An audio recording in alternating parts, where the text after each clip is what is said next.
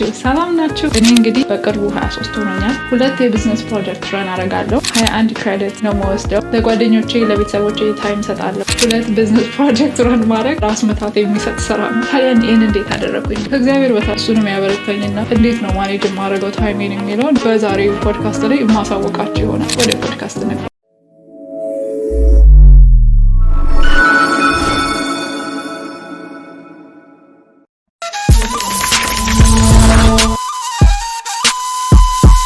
ይህን ሁሉ ማኔጅ እንዳደርግ ከረዳኝ አንዱ ነገር ምንድን ነው? It is setting my goal and priorities very clear. ከዚህ በፊት ብየዋል። It'll change the game, you guys. I promise you. እመኑኝ።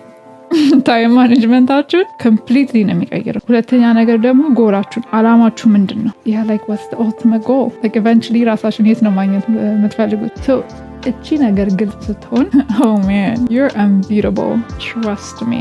You gotta be smart about managing your time. So ያ ግልጽ ካልሆነ ግን 10,000 ጊዜ ካላንደሬን ባስተካከል 10,000 ጊዜ ሪስፖንሲቢሊቲዎች ባስገባ ካላንደሬ ላይ it's not gonna help because አንዳንዴ የምናደርጋቸው ነገሮች ለጎላችን አይጠቅሙም። ፕራዮሪቲያችንም ያልሆነ ነገሮች እናደርግ ነበር። Let me give you one example. ብዙ ጊዜ እረፍት ስወስድ I watch funny videos, okay? I mean, they're very funny.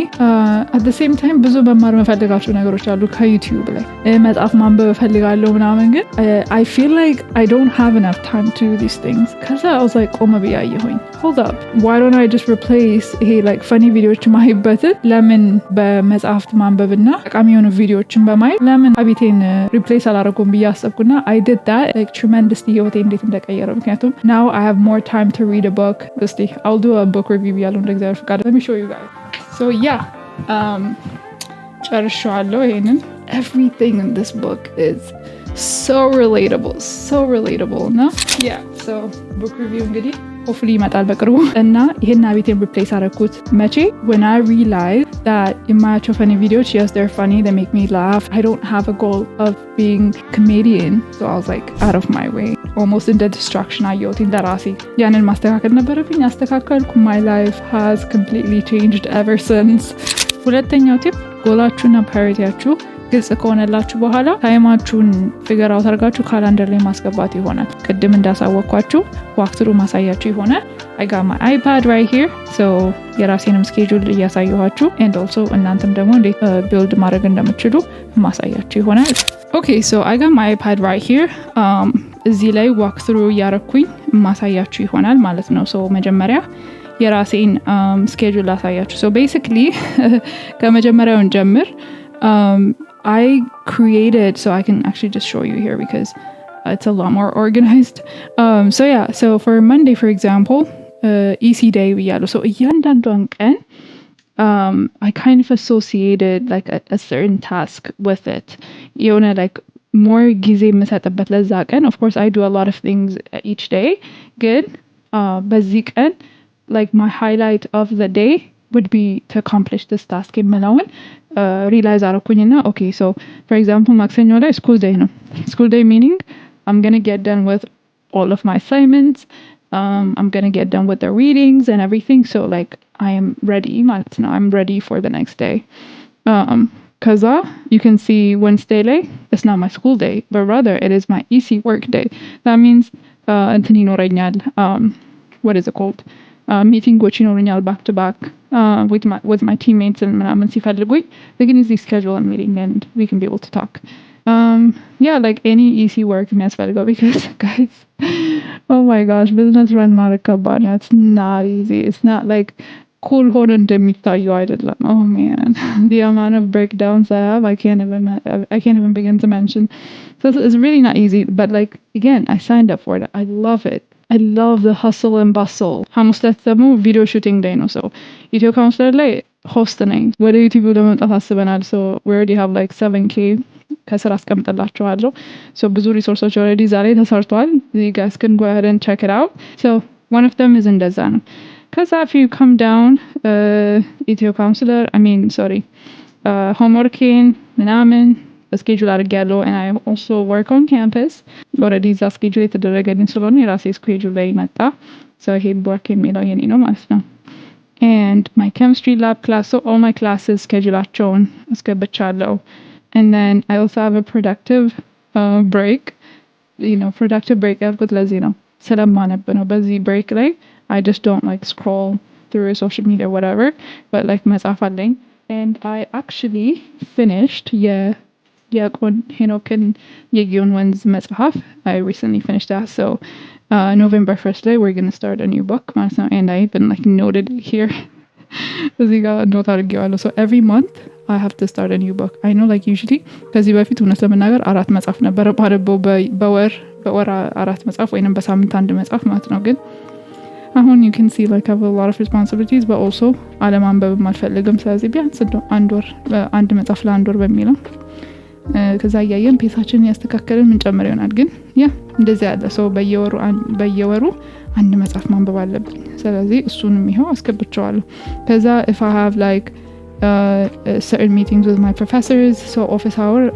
intentionally set up አደርጋለሁ to just check on my progress like እንዴት ነኝ ምን ላስተካክል ምናምን ብዬ ከፕሮፌሰሮቼ ጋር meeting set up አደርጋለሁ and they love it you guys so በጣም ነው appreciate የሚያደርጉት እኔ like I think I'm doing good in terms of like my grades and everything good if there's anything እነሱ ይሄን ብታረጊ more participate ብታረጊ more እንደዚህ የሚሉኝ ካሉ በዛ ሰዓት ነው የምሰማውና I think I had like 2 meetings with my 2 professors so when I have my meetings እዚህ ላይ ማስገባው ይሆናል ማለት ነው YT post so ያ ማለት YouTube post ማድረግበትን ጊዜ ሰዓት እዚህ ጋር አስገብቻለሁ መቼ ሹት እንደማድረግ እዚህ ጋር you can see PH and EC video shoot ብዬ ሐሙስ ላይ ያስቀመጥኩት and then I have like EC work and then meeting with certain people and school work ማለኝ so what I do is and what's been really helpful is ትምህርት ቤት ብዙን አሳይመንቴን ጨርሳለሁ and እግዚአብሔር ይመስገን በእውነት it's been very efficient በቃ ቶሎ ጨርሳቸውና ሪዲንግ ምናምን ካለን ጨራርሼ ቤት ስመጣ I would have like less amount of work in regards to like school things ከዛ the rest of my responsibility more ቤት ውስጥ እሰራለሁ ማለት ነውና that's been really helpful alright so እናንተ እንዴት ነው የምታደርጉት መጀመሪያ you have to figure out ስንት ሰዓት ተነስታችሁ ጠዋት ስንት ሰዓት እንደምትተኙ ማለት ነው so ለምሳሌ እኔ እንደራሴ እንደምሳሌ ተጠቀምኩኝ ኤክስፕሌን አድርግላችሁ so እኔ ከሰኞ እስከ አውትሳይ እስከ ቅዳሜ 6 ሰዓት ተኩል ነው የምነሳው ወይንም around like 6:35 በዛ ሰዓት ከተነሳው it's really good so አስቀምጠዋለሁ ማለት ነው ከዛ ከተነሳው በኋላ ደግሞ ማረጋቸው ነገሮች አሉ አይደለ like ፊት መታጠብ ሊሆን ይችላል and most of the time I take a shower እዚህ ጋር morning routine ልበልና ጽፋለሁ ማለት ነው washing face taking a bath some people like to journal sometimes any consistent አይደለም so አንዳንዴ ነው ማደርገው and then prayer as well oh my gosh you guys ጠዋት ሳይጸልይ መውጣት I wouldn't recommend so yeah just take a few minutes to pray ከእግዚአብሔር ተቀበለን እንጂ የምንሄደው ለእግዚአብሔር የምንሰጠው ነገር የለም ሰው ስንቀበል like ትህትና ፍቅር ያሉን ችግሮች ፊክስ እንዲያደርግልን ነው በጸሎት ውስጥ አይደል እንደምንነጋገረው ወይም ጸሎት የምናቀርበው ከዛ ታይሙን ደግሞ አስተካክላለሁ 6 ከሆነ like ጠዋት 12 ሰዓት ከሆነ የምትነሱት እንደዛ አስቀምጡ ከዛ ጥሩነቱ ይሄ Google Calendar it gives you the opportunity to like create recurring events so ይሄ like ጠዋት የምትነሱት obviously it's not like one day አይደለም እና እሁድ ዕለት ቤተክርስቲያን ስለምንሄድ ያው ቀድመን ነው የምንነሳው እዚህ ላይ ማስገባው ከሰኞ እስከ ቅዳሜ ያለው ነው ስለዚህ more option ለውና does not repeat የሚለውን አጥፍቼ every day ለዋለሁ so for now let's just assume that I wake up 6 a.m. on Sunday too and then save ስለው ይይላችሁ እንዳለ ያስገባል ማለት ነው ከሰኞ እስከ እሁድ ያለውን ታይም ያስገባልኛል እሺ to make it a lot easier now let's የናይት ሩቲናችን ደግሞ እናስተካክል ናይት ሩቲን ለውና በቃ አክቲቪቲ ታስገባላችሁ ቅድም እንዳስገባሁት if it's journaling if it's your night prayer if it's reading book sometimes እኔ ከመተኛቴ በፊት audio book እሰማለሁ ወይንም 2 pages or 1 pages of a book or a chapter አነባለሁ የእናንተ እንዴት እንደሆነ አላውቅም so የእናንተን እዚህ description ላይ አስገባኝ Google Calendar ጥሩነቱ it allows you to put more information and now I do the same ማለት ነው and then more option ለውና does not repeat ላይ every day ለዋለሁ so it happens every day ማለት ነው ከዛ በኋላ for me 8 am ክላስ አለኝ ጠዋት 2 ሰዓት የሚጀምር ክላስ እና እሱንም ማስገባ ይሆናል ለእናንተ it could be like going to work like ስራ መሄድ ሊሆን ይችላል or taking care of your kids I don't know or like going to school or ብቻ ያላችሁን shiftም ሆነ ምንም ማስገባት so እኔ ክላስ አለኝ ስለዚህ ክላሴን አስገባለሁ so classes ብዬ ትልበልና classes ብዬ it's 8 a.m. so 8 a.m. አስገባና and then events like it's from Monday to Friday so ከሰኞ እስከ ዓርብ ነው ስለዚህ custom የሚለው ላይ ገባና 1 week ከዛ does not end የሚለውን ትቼው on Tuesday የሚለውን አጥፋና I just take for like each day match እንዳለኝ ማለት ነው and I take all these dates not Sunday not Saturday because let's say ከ8 a.m. ጀምሮ ክላሳችን usually my classes are from like 8 a.m. to 10 a.m. and 10 a.m. and then I have a few hours of break ከዛ ሌላ ክላስ አለኝ ምናምን ነው so እስከ 10 ላድርገው because I have my classes right and then እዚህ ጋር you can see the gap right so አንዳንዴ gap እንዲኖረው አልፈልግም because I always need to have something going on it can be like taking a break walking whatever it is አስገባዋለሁ ግን አሁን it's not really necessary so እናንተ ማድረግ ያለባችሁን ማድረግ ትችላላችሁ so having like that break I mean like between your activities I think it will trip you off so don't do that that's my advice but do what works for you anyway ከዛ okay class አለኝ and then I have a break ግን ቅድም እንዳልኩት በክላስ ብሬክዎች ውስጥ I have my school work so the school work meaning that like assignment የሚጨርስበት ነው ማለት ነው ስለዚህ ከዛ በኋላ ስለዚህ like activityዎችን ማስገባበት ነው ለምሳሌ assignment ከሆነ አንዳንዴ I forget which ones to even do see now I'm used to this thing ካልጻፍኩኝ እረሳለሁኝና ለምሳሌ CS 141 ከሆነ it's CS yeah so CS 141 ከሆነ እሱን እዚህ ጋር ማስገባ ይሆናል CS 141 assignment እላለሁ then I quickly know የትኛው እንደሆነ ከዛም it could be my econ reading ምናምን እያልኩኝ አስገባ sometimes you can add emojis like እኔ inspired ያደረገኛል emojis አስገባና you can add those too honestly I love it በቃ ሳየው it's really inspiring ከዛ I do this ከዛ ይሄኛው ለአንድ ቀን ብቻ ነው ያደረኩት ግን I can just do it like recurring event እንዲሆን ማድረግ እችላለሁ I mean by now you guys pretty much ታውቁታላችሁ ብዬ ነው ማስበው I'm sure you guys have gotten the hang of it ከዛ እናደርጋለሁ ከዛ I have my other responsibility right and that is like easy so easy work እና and then time one I would say let's do it from 11 to 6 p.m.